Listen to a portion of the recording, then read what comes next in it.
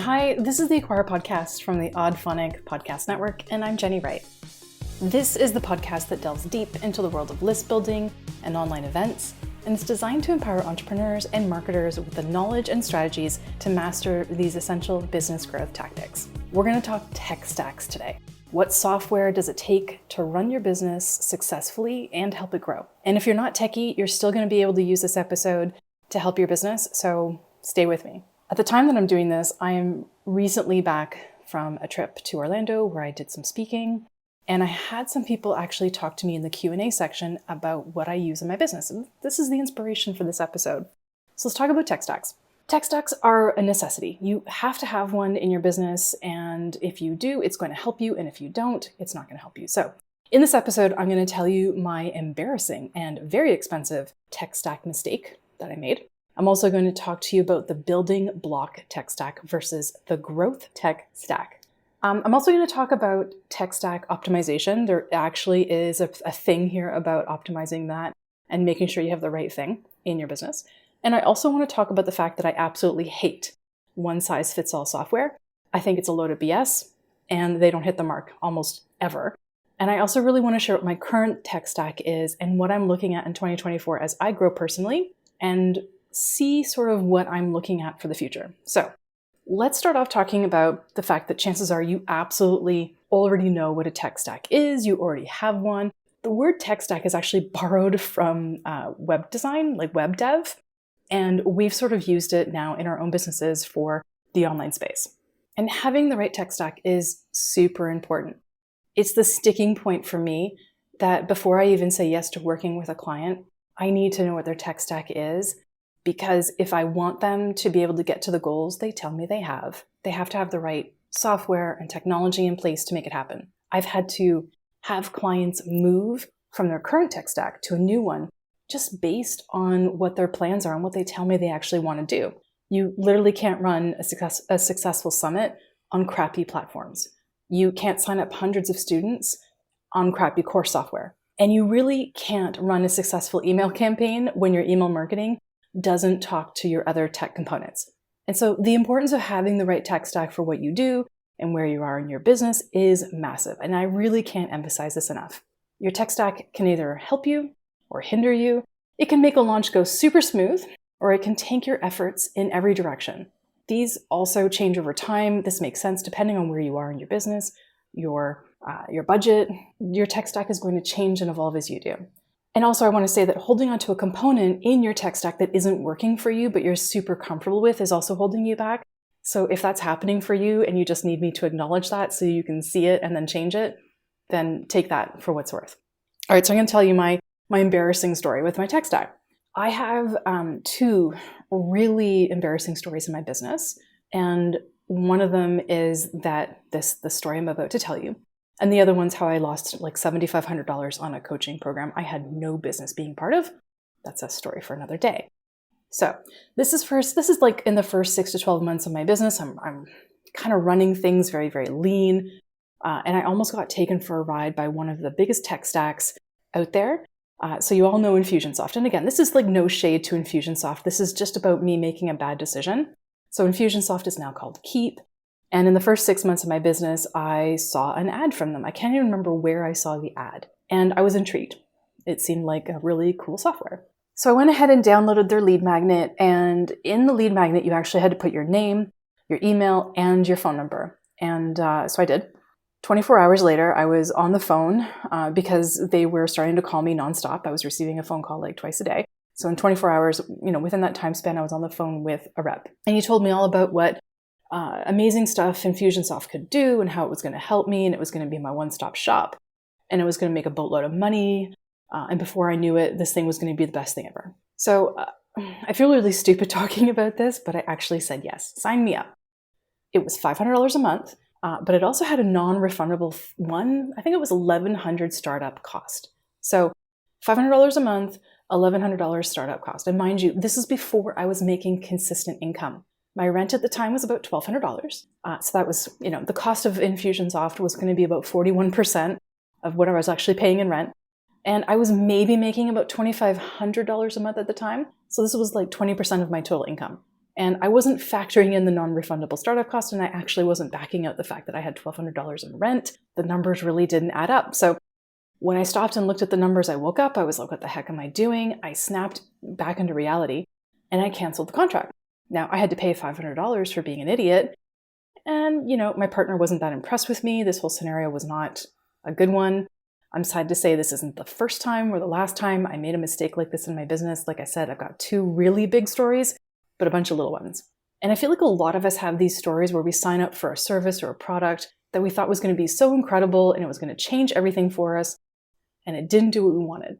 So this is why I'm so adamant about tech stacks. And I wised up after that event. I really did. I started looking at tech stacks differently. I started looking at software differently. I went lean and mean all the way. And so my first tech stack is basic, like how a lot of us started. And a lot of it was free. And I worked on the different things at the time until, I started to outgrow it. And I did make a mistake here where I was already outgrowing my tech stack at a pretty reasonable pace, and I wasn't choosing the right technology to take it over. And I'm going to tell you a little bit more about that later. But let me tell you what my first tech stack was. So it was vCita, and that was for calendar scheduling. I had Constant Contact for email marketing and newsletters. I was using PayPal for taking payments, and a product called Instapage for my page builder. I also used instant teleseminar for summits and hosting a call, because this is way before Zoom and things like that. And I used Skype. Skype was what I did most of my client calls on. That's it. So I had 6 things in my total tech stack, and 2 of them were free. Not all of them were great. I think Instant Teleseminar was actually super cool at the time. Instapage actually worked really, really well. It was the first page builder I ever used. It taught me how to build high converting pages. Kind of liked it actually. Constant Contact did not like it. And actually at the time that I was using it, they had a whole bunch of red flags coming up where their emails were not getting delivered due to some sort of server issue. I'm not exactly sure what that was, but that's actually when I made the jump and actually jumped over to Aweber. My tech stack looks super different now, and I'll tell you a little bit about it later, but you have to start somewhere, right? So you can go to the show notes and take a look for more detail about what I'm going to tell you about my tech stack, what it is now. For the purpose of this is where I started. There is a difference between your basic, everyday tech stack and what you need to grow. So I'm going to call the basic everyday the building block. And this is the stuff that you have currently in your business or that you need in your business, and it's your everyday tech stack. And your growth tech stack is what you need at the times of launches, of giveaways, of bundles, of things that you're doing that are actually meant to grow your business. And you may not keep those things forever. You're using them for a time period. And when that time period is over, you may or may not actually let some of those things go. You might keep a few. So a business building tech stack is just what I'm saying. It's the building blocks. And you need to have something for calendar or scheduling. You need a website, you need a payment gateway, you need a course delivery program or platform if you are a coach or a course creator. You need some sort of video calling platform or webinar platform. You need email marketing, graphics creation, storage service for files and sharing files, and something to project manage with, unless you are a pen and paper person, and then you don't need that. So all of these technologies need to be able to talk to each other as well. And that might mean you add on something else, which is like a if this, then that software, like Zapier or something, but you may or may not need it at this point. I think most people do, but it just depends on whether or not your software actually talks to each other. And you can run a highly successful business on this tech stack, or even less than this tech stack, or even more. And like I said, you can always revert back to this style of tech stack when you're not in some sort of a launch or growth period. This is sort of the basics, and I want you to kind of think of that when I now talk about this growth tech stack. This is the tech stack that allows you to really add more students, more customers, more clients, more volume, like all the things, more of something to help you when you're in a growth phase. And so that's when that's kind of happening.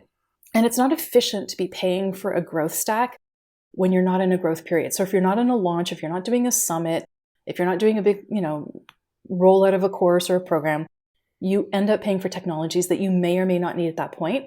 And so at that point, you're going to, like when the event is over, you are going to dial back a bit, but you might keep one or two, like I said. Why am I talking about these two different things? Because I really want you to avoid the new sexy or the new shiny thing that comes out.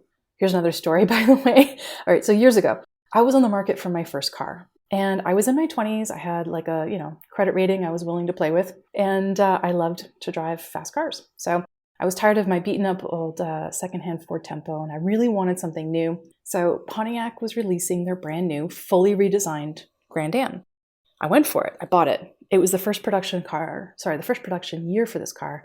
And lo and behold, being gung-ho, I ended up with a lemon. This car's tranny had issues. I had battery issues. The air conditioning broke. It had to be replaced. That was in the first 6 months. My power windows broke. The motors needed replacing on 2 of the front ones. It had multiple recalls, and eventually, after only a couple of years, I actually had to get rid of it because the alternator was defective, and Pontiac actually refused to fix it. I wrote them letters. I complained. Didn't matter what I did, they weren't going to do it.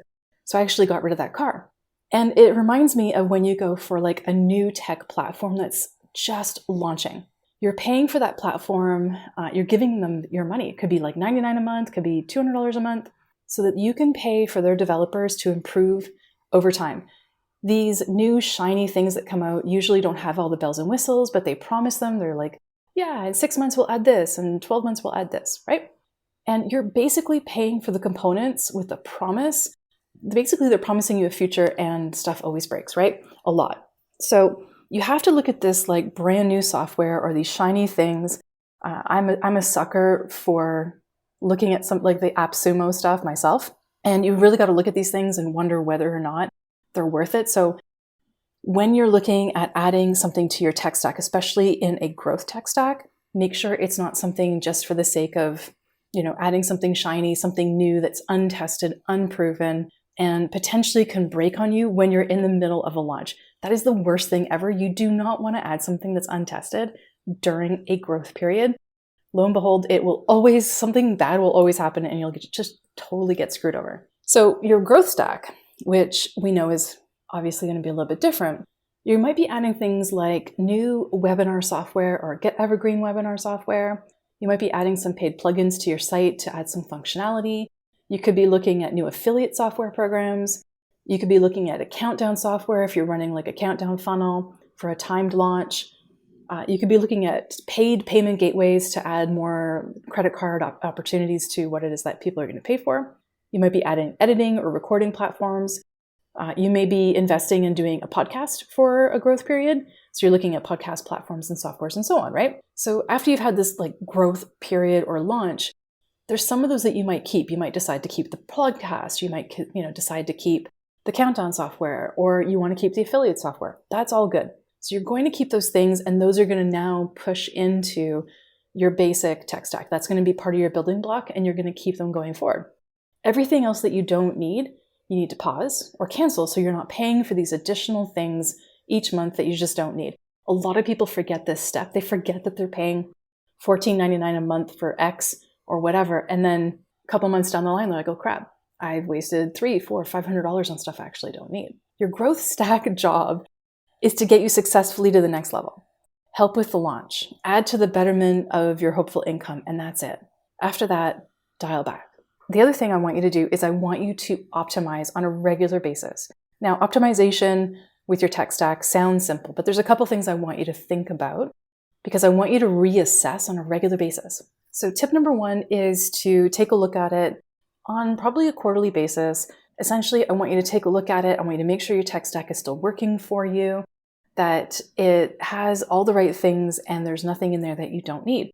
Also, you need to look at red flags, and I'm going to talk about that in a second, because I've always found that there is software that we tend to bring into our tech stack, and then we allow red flags to happen, but we don't get rid of it. We just kind of put up with it, hoping that it'll either get better or it's good enough for now, or it's too much of a pain in the butt to change, right?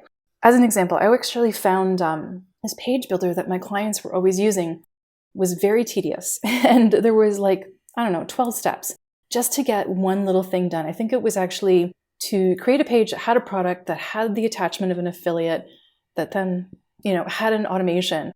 I think I actually counted on paper, there was 12 or 15 different steps that I had to go through to make these things happen in this particular page builder. Very popular one, by the way. And then this different page builder that I knew of, I could get the same thing done with half the steps and the better result. Like it wasn't as painful to actually go through the process. So I actually showed my client, hey, look, what you've been using because, some big name told you it was awesome and you jumped on the awesome bandwagon and you're used to it. You're used to those 15 steps is actually not that great. And if you want something better, this is what it looks like. And I showed them the whole process. I think I even did like a loom and showed them. And they ended up moving over all their stuff. And funny enough, it saved them a ton of time. Their VA became much more productive because they didn't have 15 steps to go through. They only had like 6. And so that's optimization of your tech stack. You have to look at your tech stack and think, is it always improving or is it stagnant? So you want to have a platform or platforms that are constantly being improved, have helpful new features you'll actually use and not something that you're not going to use, as well as new stuff that's coming that just kind of makes sense. Sometimes you'll see a platform roll out new developments and you're like, I can't really use that, but now I have to pay for it. Or you might have a platform where you were grandfathered in at one price, but if you want that extra little feature that's really going to make the difference, now you're in a totally different package, and that makes no sense because it's like a really, really big price jump. That happens a lot. And then you also have the platforms that roll things out that just don't fit. You don't need that extra piece. So this is where you kind of have to look at things and think, okay, I need to know what is out there. And I'm going to talk about that in a little bit, but you need to know what's happening so you can keep an eye on things. Don't sort of pull the wool over your own eyes or your team's eyes, just like this is good enough for now. And I actually remember Aweber. Aweber is an email marketing software. And at one point I was using them and they rolled out a new feature. I was really excited about this feature because it was going to help me do a lot of automations. It was really, really great. But when it came out, first of all, it came out like 9 months later than they said it would. 2, when it came out, it was super buggy. And 3, it didn't do exactly what they said it would. So I don't know what happened on their dev side, but it wasn't exactly what they said. Now, I still love Aweber for, some of my clients still use it. But to me, that was a red flag. I still love the platform overall, but when I started seeing this kind of stuff happening, I was like, okay, I need to know what's out there in case I want to move. And I ended up moving. I ended up actually taking my entire list and all my automations and going to ActiveCampaign. But when you start seeing features added and things removed that you're just not happy with, you need to start thinking of your exit strategy. Another tip is always looking at alternate platforms. So if the one that you're using just kind of stops working for you or has more of the red flags like I was talking about, you have to have an idea where to go. This alternate sort of planning is really, you can look at it like almost like an ascension plan. It's either you're growing out of the tech or the tech isn't working for you anymore and you need to move it along, right? So I know of a client who was actually blacklisted on their email marketing platform because they were part of an MLM.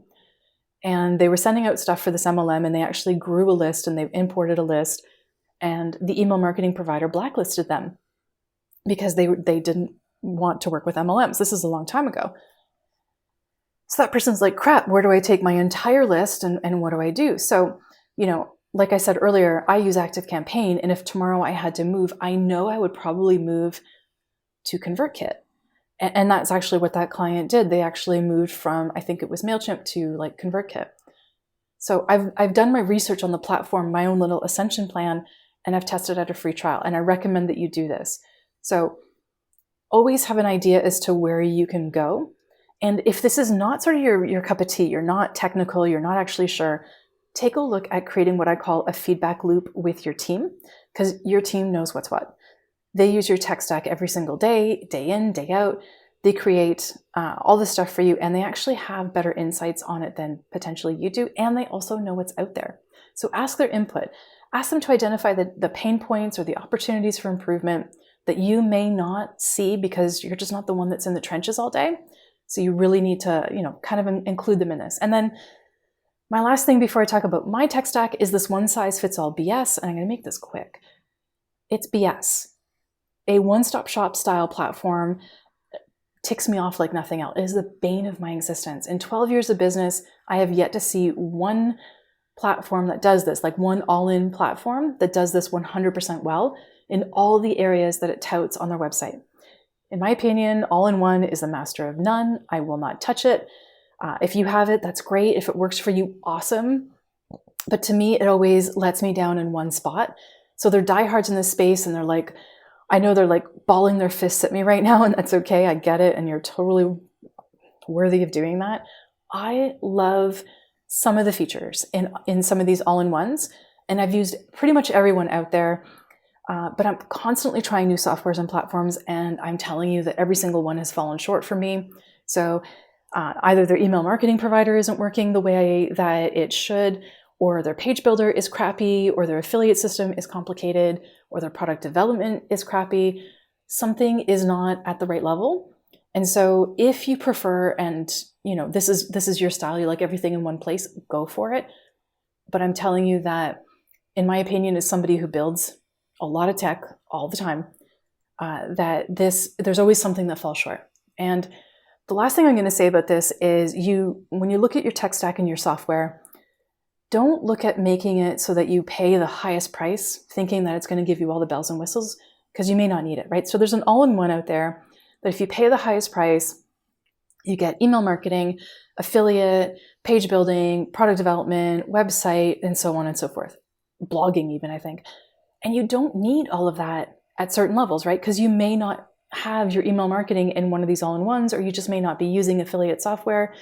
So if they have a package that you can lower down to, pay less, then do that, because you don't need to be paying the high bucks thinking, oh, in 6 months I might do an affiliate, like save the money kind of thing, right? So do that. And I'm going to wrap this episode up talking about my own tech stack. And I actually wrote it down. I'm not going to go through every single one of them, because technically there are 26 things on my tech stack, and that is not including basics like social media and so on. So my quick tech stack here, go to the show notes for the rest, is I use ActiveCampaign for my email marketing, ClickFunnels, the classic edition, for my page building. I use ThriveCart for products and course delivery and affiliate, Canva Pro for the graphics. I use the full Adobe suite for a lot of things, including my podcast, Captivate for my podcast, Asana for project management, Zoom and a bunch of other stuff, obviously for video conferencing, Calendly for scheduling all my calls, Slack is how I talk to people, and Stripe is how I process my payments. One last thing, I use Better Proposals for sending proposals to my prospective clients. I think that is like well worth the price, because it helps me close clients. So that's just like a quick smattering of what my tech stack is, because a lot of people ask me. So you can go and check those out, but go check them out on the show notes. There are affiliate links there, but you can check them out. So I hope this kind of makes you look at your own tech stack and make you think about what you might have, what you're missing, what you need to review, and what to get rid of that's no longer serving you, and make some really good decisions for this year that are going to help you stay in growth mode as much as possible. And if you have any questions about what you should have in your tech stack or what it should look like, take a look at the show notes again, and you can get sort of a better sense as to what I have. And feel free to drop me a question, send me a DM, and talk to me about what you have on your tech stack, and I'll happily help you. All right, I hope you found this helpful. And as always, the Acquire podcast is produced and edited by Jason Wheeler. And if you found today's episode to be valuable, please don't forget to subscribe, rate, and please leave a review wherever you listen to podcasts. The Acquire podcast is again brought to you by the Odd Podcast Network. Thanks so much for listening.